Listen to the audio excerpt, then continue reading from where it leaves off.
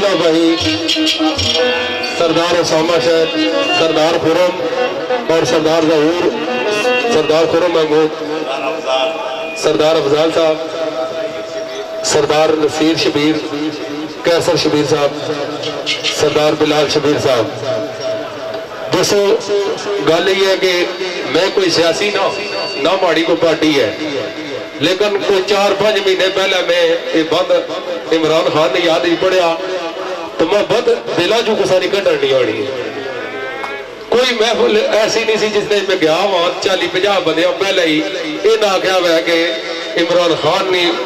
कैदी 804 की जी फरमाइश है वो पढ़नी है। सरदार अरसलान और सरदार दी शान जोड़े के युगांडा की आप वजीर है, सरदार कफीर यूए, सरदार रिजवान, सरदार समी अलाड़, सरदार सरदार अदील मरूम, सरदार कमरान उलाड़ ग्रुप और जितने सारे मेहमान खसूसी दूल्हा भाई ने दोस्त रावलपिंडी तो है सारे नजर करना है। तो सरदार ने आख्या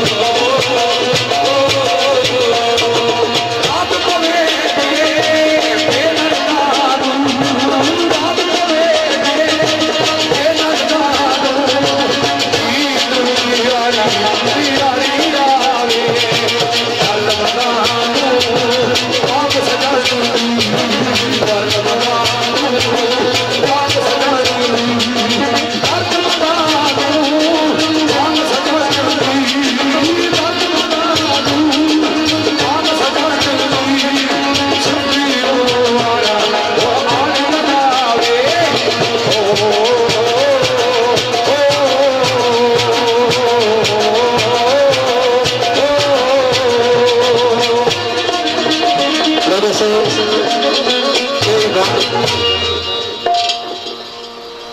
कैदी